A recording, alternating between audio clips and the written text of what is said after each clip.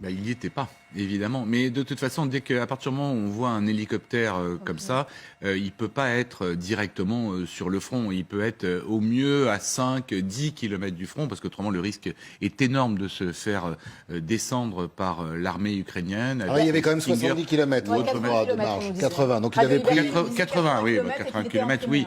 C'est une bonne mesure de protection. Oui, là il prend pas beaucoup de risques. Voilà, là vous avez effectivement les 2 points où il a été vendu par le Kremlin. Et puis il n'est pas du côté où le front est le plus actif non plus. Alors effectivement, le front faisant 1400 km, il peut avoir du choix pour choisir un endroit un peu tranquille.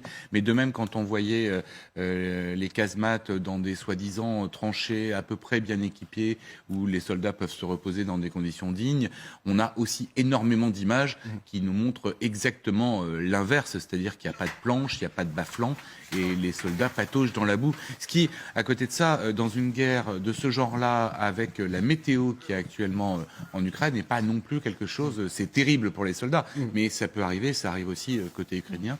Certaines fois, les conditions de vie sont déplorables. C'est surtout quand on a l'impression, alors sauf là, c'est grand luxe. On a le sentiment que c'est pas franchement habité.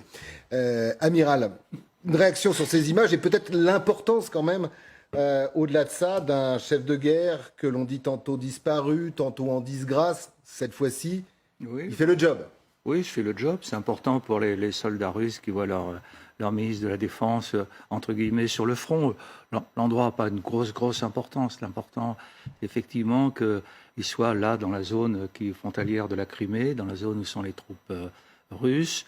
Je crois que les soldats russes, en fait, se fichent éperdument de savoir s'il est à 5, 10, 15 ou 20 kilomètres du front. Oui, mais c'est en comparaison avec Volodymyr Zelensky, qui lui était, on peut estimer, 5-10 kilomètres d'une ligne de front tendue.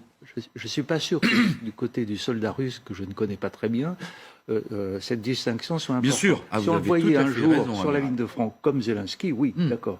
Là, je pense c'était la comparaison de notre point de vue pour voir les deux façons de faire. C'est nous qui le voyons comme ça, évidemment. Exactement. Je pense que c'est un bon impact sur les troupes russes quand même, sur les soldats, les soldats de base. Il ne le fait pas souvent non plus. Non, depuis le début du conflit. C'est des ennemis quand même assez rares pour être commentés. Parce qu'on a vu ce qui pouvait ressembler à un hôpital ou en tout cas une pharmacie.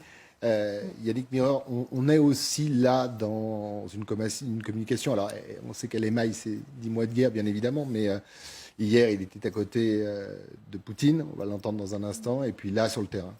C'est important, c'est de remonter le moral des troupes, de montrer qu'on est là, qu'on est présent. On avait connu en France, enfin pas nous ici sur ce plateau, mais Clémenceau dans les tranchées. C'était quand même un des cas d'école les plus emblématiques, les plus forts de cette implication des décideurs politiques. Comme il y a eu en plus un petit peu d'eau dans le gaz, semble-t-il, au sommet, du fait d'ailleurs de l'enlisement de ce conflit en est le résultat et la démonstration. Disons que resserrer un petit peu les coudes, l'intervention politique du président et la visite de son ministre, c'est une manière de reprendre les choses. Ceci étant dit, auprès d'un auditoire qui est d'abord militaire et qui est sur le front, les pieds dans la boue. Je ne suis pas certain que en direction, enfin je vous pose la question d'ailleurs, des Russes tout simplement. Oui, mais c'est justement, je ne suis pas certain que le narratif global, si vous voulez, même si certaines séquences peuvent être soutenues ou acceptées par une opinion russe qu'on a toujours du mal à mesurer, je ne suis pas si sûr que le narratif global de ce qu'on vient de dire tout à l'heure, d'ailleurs sur ceci qui s'inscrit dans la grande tradition soviétique de la guerre patriotique, c'est-à-dire la Deuxième Guerre mondiale pour nos auditeurs, Staline, que tout ceci soit entièrement, si vous voulez, accepté. Les Russes, je ne pense pas qu'une majorité de l'opinion soit dupe du récit lui-même, puisque les objectifs, et d'ailleurs l'exil de beaucoup de jeunes Russes, vous vous rappelez, en masse, en Turquie notamment, et dans tous les pays riverains, montrait bien qu'il y avait une espèce de perplexité, pour être un euphémisme, devant la décision politique et la logique qui est derrière cela, d'où le fait que nous-mêmes nous tournons en rond sur quelle est la ligne de mire. Alors, je vous laisse la parole, Amiral. Dans un instant, je voudrais qu'on écoute Shoigu. On le disait hier aux côtés de Poutine. Il n'est pas question pour lui, vous allez l'entendre, que la guerre s'arrête. Bien au contraire, il faut des hommes, encore plus d'hommes, et il y en a aujourd'hui en Russie. Il est nécessaire d'augmenter l'effectif des forces armées à 1,5 million de militaires, dont 695 000 sous contrat.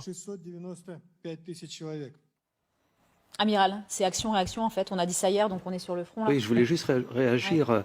Dans les images qui nous sont montrées, il manque l'image à mon avis, assez fondamentale mais classique, du ministre qui rencontre un soldat, voire un soldat blessé, et qui montre, un peu comme Poutine l'a fait tout à fait au début du conflit, qui montre là on voit qu'il est entouré de généraux, d'officiers supérieurs.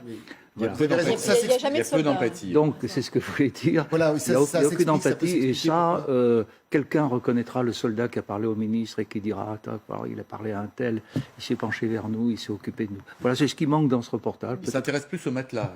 La qualité de la laiterie, visiblement, lui importe beaucoup. Ben On ne oui, montre pas de blessés, on ne montre pas de morts aujourd'hui. Non, mais il aurait pu rencontrer 2 ou 3 soldats triés sur le volet, comme tous les chefs d'État savent le faire quand ils se rendent sur le front. 1 500 000 soldats prêts au combat. Ça vous inspire Une grande interrogation. 1,5 million sur 350 000 de plus, ça fait. Hein 350 000 de plus. Oui, non, mais par rapport à l'objectif, c'est 1% de la population. Oui. Je disais tout à l'heure, imaginez qu'en France, on passe à 700 000 soldats. Ouais. Voilà, comme ça, du jour au lendemain. Bon, il y a 200 000 militaires en France, comme au Royaume-Uni. Sans avoir absorbé une mobilisation. Sans avoir fait de mobilisation. Très importante. Ni formé, ni entraîné, ni recruté, ni équipé. Non, ça, je crois que c'est un petit peu un vœu pieux, mais ça fait partie effectivement de ce que déclare le Kremlin et ses dirigeants.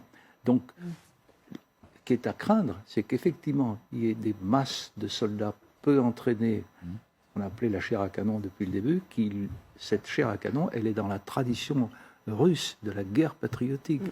Bon, je citais tout à l'heure Joukov, Joukov expliquant que l'infanterie allait se jeter sur les champs de mines pour que les chars puissent passer.